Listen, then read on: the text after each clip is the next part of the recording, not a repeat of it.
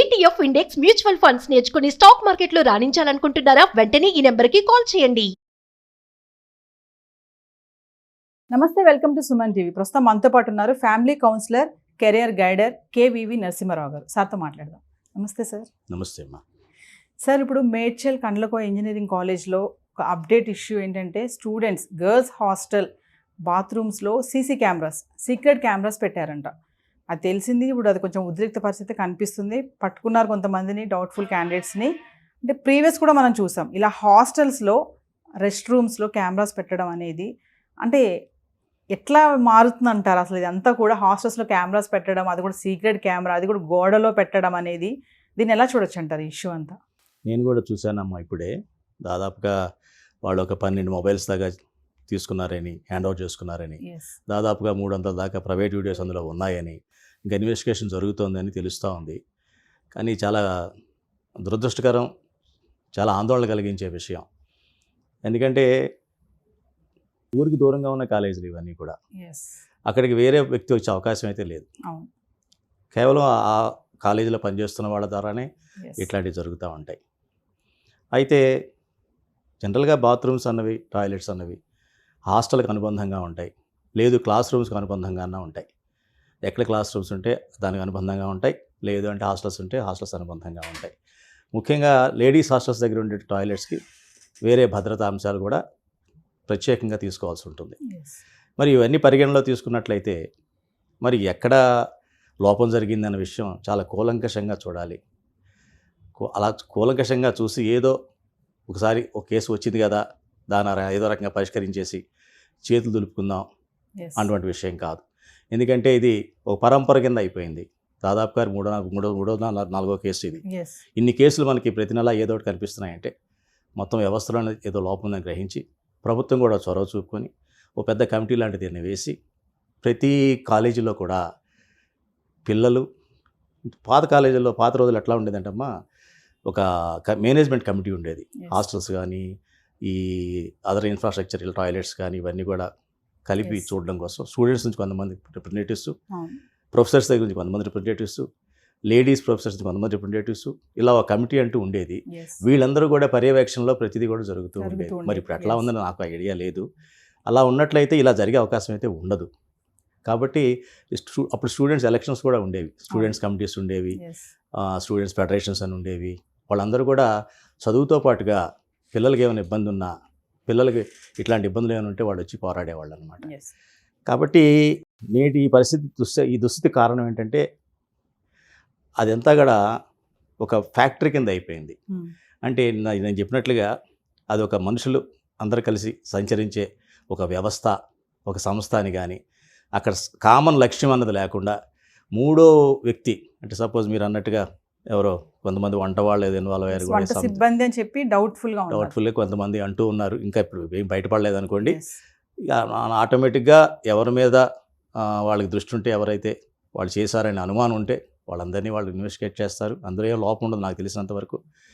అయితే ఈ కొత్త వ్యక్తులు ఎవరైతే వస్తున్నారో వాళ్ళందరి యొక్క బయోడాటా తీసుకోవాలమ్మా. వాళ్ళ దగ్గర క్యారెక్టర్ సర్టిఫికేట్, వాళ్ళు ఎంతవరకు చదువుకున్నారు, వాళ్ళ బిహేవియర్ ఎట్లా ఉంది, వాళ్ళకి సైకలాజికల్ కౌన్సిలింగ్ కూడా ప్రతి కాలేజీలో కూడా ఒకళ్ళు పెట్టాలి. పెట్టి వాళ్ళ సైకాలజీ స్టడీ చేస్తూ ఉండాలి. అంటే ప్రీవియస్ ఏమన్నా హిస్టరీ ఉందా, లేదా ఇక్కడికి వచ్చినప్పుడు వీళ్ళ మూమెంట్స్ ఎట్లా ఉన్నాయి, కేవలం వాళ్ళ యొక్క డ్యూటీగా పరిమితం అవుతున్నారా, లేకపోతే ఇంకా ఎక్స్ట్రా కరిక్యులర్ యాక్టివిటీస్ ఎవరితో ఇన్వాల్వ్ అవుతున్నారా, కొంతమంది స్టూడెంట్స్తో అతిగా ప్రవర్తిస్తున్నారా. విద్యార్థుల్లాగా ఉండాలి, అక్కడ ఉన్న స్టాఫ్ లాగా ఉండాలి. ఎప్పుడో అవసరానికి వస్తే మధ్యలో ఎవరో ఒక మధ్యవర్తి ఉండాలి, సూపర్వైజర్ ఎవరో ఉండాలి, వాళ్ళకి చెప్పాలి వీళ్ళు. ఆ సూపర్వైజర్ కూడా ఎలా ఉండాలి, ఒక ఫ్యాకల్టీ చేతిలో ఉండాలి, ఒక ఫ్యాకల్టీ కంట్రోల్లో ఉండాలి. హాస్టల్ ఇన్ఛార్జ్ అనో, ఇట్లా ఇన్ఫ్రాస్ట్రక్చర్ ఇన్ఛార్జ్ అనో ఒక ప్రొఫెసర్ని పెట్టాలి. ఆ ప్రొఫెసర్కి ఒక లేడీ ప్రొఫెసర్ కూడా ఉండాలి. వీళ్ళందరికీ వాళ్ళకి ఇన్ఫార్మ్ చేస్తే వాళ్ళు వీళ్ళకి గైడెన్స్ ఇవ్వాలి, వాళ్ళకి ఆర్డర్స్ ఇవ్వాలి. కానీ డైరెక్ట్గా స్టూడెంట్స్ వెళ్ళి వాళ్ళతో మాట్లాడాలి, అవి కూడా ఇటువంటి వాటికి దారితీస్తాయి. సో మామూలుగా చూసుకుంటే ఇలాంటివన్నీ కూడా సంఘటనలు ప్రొఫెషనల్ కాలేజెస్లోనే ఎక్కువగా మనం చూస్తున్నాం. అవునమ్మా. దానికి కారణం ఏంటంటే ప్రొఫెషనల్ కాలేజీలో ఉన్న వాళ్ళు ఏమనుకుంటారంటే మనం అచీవ్ చేసేసుకున్నాం అన్న కాన్సెప్ట్లో ఉంటారు. వాళ్ళు ఎటువంటి భయం ఉండదు. ప్రొఫెషనల్ డిగ్రీ మన చేతిలో పడితే మనం స్వేచ్ఛాజీవులం, మనం అనుకున్నట్టుగా మనం బతకొచ్చు అన్న ఒక రకమైనటువంటి, అది కాన్ఫిడెన్స్ అవ్వచ్చు, ఓవర్ కాన్ఫిడెన్స్ అనాలో, మరి కాన్ఫిడెన్స్ అనాలో తెలియదు. ఒక రకమైనటువంటి నిర్లక్ష్యం వచ్చింది వాళ్ళలో. Yes. నిర్లక్ష్యం వచ్చి అంటే ఏంటంటే డిసిప్లిన్ లేకుండా ఉండడం Hmm. అన్నది ప్రొఫెషనల్ కాలేజీలో మనకున్న స్వేచ్ఛ స్వేచ్ఛ. అనేటువంటి ఒక దురభిప్రాయం. మరి ఏ రకంగా వచ్చిందో, సినిమాల వలన వచ్చిందో, సోషల్ మీడియా వలన వచ్చిందో అదైతే అర్థం కాదు, కానీ వాళ్ళ యొక్క ప్రవర్తన సరళలో మటుకు Hmm. చాలా విపరీతమైన మార్పు వచ్చింది. ఆ మార్పుకి సమూహం యొక్క తోడు కూడా వచ్చిందనమాట. Yes. అంటే ఎవరన్నా ఆ వయసులో ఒకళ్ళు పని చేస్తే 10 మంది చప్పట్లు కొడితే ఆ పని ఇంకా అందరూ చేస్తూ మొదలు పెడతారు. Yes. సో అది ఏమైందంటే ప్రతి వాళ్ళు కూడా వాళ్ళు చేస్తున్నటువంటి వాళ్ళ స్వేచ్ఛాయుత వాతావరణాన్ని దుర్వినియోగం చేసుకుంటూ Hmm. అందరితో కూడా అందరూ సమానమైన సభ్యులు అందరితో మాట్లాడుతూ ఉంటే ఏం జరుగుతుందంటే ఎవరో ఎక్కడో చోట ఒక క్రిమినల్ మైండ్ ఉన్నవాడు ఎవరో ఉంటారు, Yes. వాళ్ళు అడ్వాంటేజ్ తీసుకొని దీన్ని ఈ రకంగా వాళ్ళు చేస్తారు. Yes. ఇప్పుడు కాలేజ్ యాజమాన్యం కూడా దీన్ని గోప్యంగా ఉంచుతుంది అని చెప్పి అయితే టాక్ అయితే ఉంది సార్. ఇప్పటికే 12 సెల్ ఫోన్లు స్వాధీనం చేసుకున్నారు, 300 ప్రైవేట్ వీడియోలు కూడా. ప్రీవియస్ వాళ్ళని బ్లాక్మెయిల్ కూడా చేసిన సందర్భాలు ఉన్నాయంట. ఇట్లా అడిగినప్పుడు ఇలా చెప్తే మేము అలా చేస్తాం ఇలా చేస్తాం మిమ్మల్ని అన్న అది కూడా ఉంది అని చెప్తున్నారు.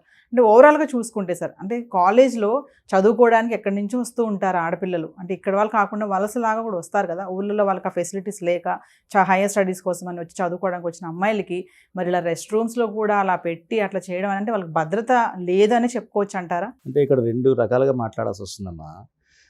ఇప్పుడు ఈ ప్రైవేట్ కాలేజీలనే కాదు, గవర్నమెంట్ కాలేజీలనే కాదు, ఎటువంటి విద్యా వ్యవస్థలు అయినా సరే ఈ పిల్లల్లో కూడా ఒక యూనిటీ అన్నది లోపించింది.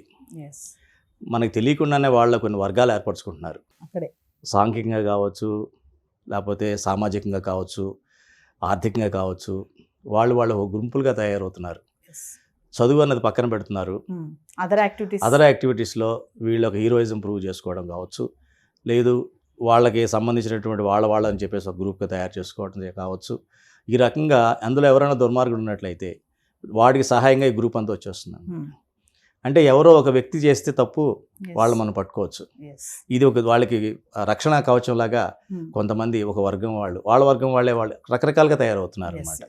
అది మంచిగా అయితే పర్వాలా. ఒకప్పుడు కూడా ఉండేవి కాలేజీల్లో స్టూడెంట్ యూనియన్స్ ఉండేవి, ఫెడరేషన్స్ ఉండేవి, వాళ్ళు కూడా ఎన్నికలు జరిగేవి. కానీ వాళ్ళు ఎప్పుడు ఇలాగా అనైతికమైన కార్యకలాపాలు ఇప్పుడు జరిగేవి కావు. అలాంటి అనైతికమైన జరుగుతుంటే మటుకు అందరూ ఏకమైపోయి ఎవరైతే ఆ పని చేశారో వాడిని వెలివేసేవాళ్ళు. అంటే వాడు ఐడెంటిఫై చేయడంలో అందరూ కలిసిపోయేవాళ్ళు, ఎవరు చేశారు ఈ పని అని. వాడు ఒక్కడిని ఎప్పుడైతే మనం ఏకాకిం చేస్తామో ఇంకా నెక్స్ట్ ఎవరు చేయడానికి సాహసించరు. ఇక్కడ ఏం జరుగుతుంది, ఒక్కళ్ళు కాదు, ఇది 4, 5, 10 మంది కలిసి చేస్తున్నట్టుగా ఇంతకుముందు జరిగిన కేసుల్లో కూడా మనకు తెలిసింది. వాళ్ళు పట్టుకునే టైంకి కూడా వాళ్ళ పేరెంట్స్ ఎవరో బాగా ఉన్నవాళ్ళని సంథింగ్ అలా ఏదో విన్నాం. పూర్తిగా మనకు విషయం తెలియదు, కానీ ఆ రకంగా ఏదో జరిగిందని కూడా మనకు కొన్ని వార్తలు మనం వినడం జరిగింది. అంటే దీన్ని బట్టి ఈరోజు విద్యాలయాలు, ముఖ్యంగా మీరు చెప్పినట్టుగా ఈ ప్రొఫెషనల్ కాలేజెస్, వాళ్ళకున్న స్వేచ్ఛాయుత వాతావరణాన్ని కొంతమంది దుర్వినియోగం చేసుకుంటా ఉంటే, కొంతమంది కేవలం చదువుకుందాము అని ఇంట్లో వాళ్ళ కష్టంతో మనం ఇక్కడికి వచ్చామనుకున్న వాళ్ళకి అటువంటి వాళ్ళు ఇక్కడ ఇరుక్కుంటున్నారమ్మా. నాకు తెలిసి అటువంటి బాధితులు కూడా వాళ్ళే అయి ఉంటారు చాలా వరకు కూడా. వాళ్ళకి ఎట్లాగో సహకారం దొరికే అవకాశం తక్కువ. ఏదో రకంగా దాన్ని అణిచివేద్దామని చూస్తారు, కానీ బయటికి రాకుండా పొక్కకుండా చూద్దామని చూస్తారే తప్ప సరైన న్యాయం జరగడం అన్నది ఇది సామాజిక న్యాయం, ఏదో ఒక వ్యక్తికని కాదు. ఇది నాకేంట్లే నాకు జరగలేదు కదా అనుకుంటే మటుకు సమాజం నిద్రపోతున్నట్టు భావించాలి. ఇంకా నిద్రపోతుందంటే బహుశా నాకు తెలిసి ఇప్పుడున్న ప్రభుత్వాలు చాలా ఎప్పుడూ ప్రభుత్వాలు యాక్టివ్గానే ఉంటాయి, ఆ వ్యవస్థ కూడా బాగానే ఉంది.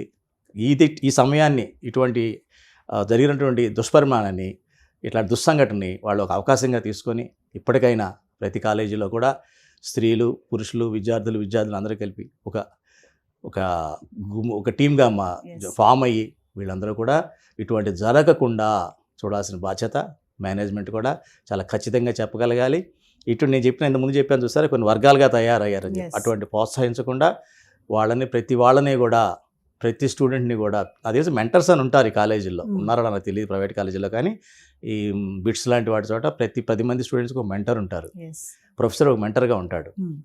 అటువంటి మెంటరింగ్ వ్యవస్థ కూడా పెట్టినట్లయితే ఇటువంటి పునరావృతం కాకుండా ఉంటాయని చెప్పేసి నేనైతే భావిస్తున్నానమ్మా. సరే, ఒక్క విషయం చెప్పండి ఫైనల్గా. ఇందాక మీరు అన్నారు కదా, రిక్రూట్మెంట్ చేసుకునేటప్పుడు ఆ హాస్టల్ సిబ్బంది కానీ ఏ పనికైనా సరే వాళ్ళ బ్యాక్గ్రౌండ్ సర్చ్ చేయాలి ఖచ్చితంగా అన్నారు. అంటే వాళ్ళ మెంటాలిటీ ప్రీవియస్ ఎలా ఉంది, ఇక్కడ అమ్మాయిల హాస్టల్లో ఉండే వాళ్ళ మెంటాలిటీ కూడా సెట్ అవ్వాలి, అతిగా మాట్లాడుతున్నారు ఇవన్నీ అన్నారు.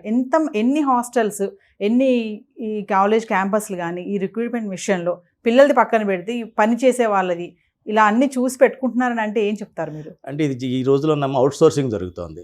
అవుట్ సోర్సింగ్ అంటే సెక్యూరిటీ స్టాఫ్ ఉన్నారనుకోండి, ఒక అవుట్ సోర్స్ సెక్యూరిటీ ఏజెన్సీకి ఇచ్చేస్తారు. అట్లాగే హౌస్ కీపింగ్ యాక్టివిటీస్ అన్నీ కూడా ఒక ఏజెన్సీకి, బయట ఏజెన్సీ వాళ్ళు ఆక్షన్ వేసుకొని వాళ్ళకి ఏదో వాళ్ళ దాంట్లో ఎవరు లెస్ ఎవరు కోట్ చేస్తే వాళ్ళకి ఇవ్వడం జరుగుతుంది. అవన్నీ వీళ్ళు మేనేజ్మెంట్ తలనొప్పులు తీసుకోలేరు కాబట్టి వాళ్ళు ఒక ఏజెన్సీకి ఇవ్వడం జరుగుతుంది. సో అటువంటి ఏజెన్సీలు ఎవరైతే ఇట్లా వస్తున్నారో వాళ్ళని బ్లాక్ లిస్ట్ చేయడం, ఆ ఏజెన్సీకే మచ్చ వచ్చేలా చేసినట్లయితే వాళ్ళే ఫిల్టర్ చేసి జాగ్రత్తగా వాళ్ళని ఇక్కడికి పంపించడం జరుగుతుంది. ముఖ్యంగా ఇక్కడ ఏంటంటే over social movement of among the children and the students and the staff అది జరగకూడదు.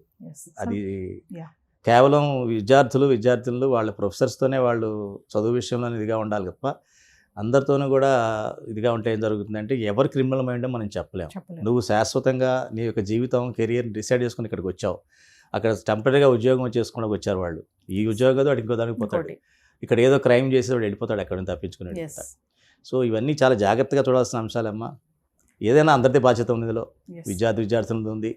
నాకెందుకులే, నాది కాదులే అని చెప్పేసి కొంతమంది ఎవరైతే ఆ 4-5 ఇన్వాల్వ్ అయి ఉన్నారో 4-5 కూడా ఎక్స్పోజ్ చేయాలి. ఎక్స్పోజ్ చేయట్లేదు, మరి ఎందుకనో తెలియదు. మేబీ సమ్ రీజన్స్ ఏమున్నాయో నాకు అర్థం కాదు. కానీ ఒక విషయం చెప్పండి సార్, ఆడపిల్లలకి భద్రత విషయంలో మాట్లాడుకుంటే బయట మనం ఎన్నో సంఘటనలు చూస్తున్నాము. అంటే వయసుకి సంబంధం లేదు, మరి చదువుకోవడానికి వచ్చినటువంటి ఆడపిల్లలకు కూడా ఇలాంటి సమస్యలు ఎదురైతే ఎలా సార్? మరి దీనికి ఎక్కడ మనము ఫుల్ స్టాప్ పెడతామంటారు? చాలా మంచి క్వశ్చన్ అమ్మా, ఇది చాలా పెద్ద క్వశ్చన్. దీనిలో ఇది ఒక్క అంశమే కాదు, చాలా అంశాలు కలిసి ఉన్నాయి. ఎత్ర నార్యస్తు పూజంతే అన్నారు ఒకప్పుడు, ఇప్పుడేమంటున్నాం ఎత్ర నార్యస్తు చరంతే. అంటే ఎక్కడ ఆడపిల్ల తిరుగుతూ ఉంటే అక్కడ అమ్మాయి చుట్టూ కూడా ఎన్నో దుష్టశక్తులు వెంటాడుతున్నాయమ్మ. అది జరుగుతున్నది ఇవాళ. ఎత్ర నార్యస్తు చరంతే అంటే ఆడపిల్ల తిరగకూడదా? ఎక్కడ ఆడపిల్ల ఆ స్వేచ్ఛ తనకు తానుగా ఉండే అవకాశం లేదా? ఆడపిల్ల తనకు తనకు ఉందంటే ఉండనివ్వరా? ఎందుకు జరుగుతుంది ఇవన్నీ అన్న విషయం మనం సోషలాజికల్గా కూడా మనం చూసి ఆడపిల్లలకి సెపరేట్గా మర్యాద ఇవ్వడం, ఆడపిల్లలకి సెపరేట్గా వాళ్ళకంటూ వాళ్ళ యొక్క భావాల్ని గ్రహించేటువంటి వ్యవస్థ ఉండడం, వాళ్ళ భావాలు పంచుకునేలాగా ఆ సంస్థలో కానీ ఆ వ్యవస్థలో కానీ ఆ ప్రొవిజన్ ప్రొవైడ్ చేయడం. ఇప్పుడు ఆడపిల్లలు ఉన్నారమ్మా, ఆడపిల్లల సమస్యలు వేరేగా ఉంటాయి, ఆడపిల్లల భావాలు వేరేగా ఉంటాయి. అక్కడికి వచ్చిన తర్వాత అందరూ స్టూడెంట్సే అన్నట్టుగా ఉండదు, ఎందుకంటే వాళ్ళతో గ్రోనప్ చిల్డ్రన్, అడల్ట్స్ వాళ్ళు. సో వాళ్ళకు కూడా వాళ్ళకి అప్పుడప్పుడు డిబేట్స్ కానీ అలాంటివి పెడుతూ ఉంటాయి సోషలాజికల్ వీటి మీద. ఒకప్పుడు డిబేట్స్, ఎలక్యూషన్స్ ఇవన్నీ ఉంటూ ఉండేవి. వాటి ద్వారా వాళ్ళు ఇంటర్నల్గా డెవలప్ అవుతారు.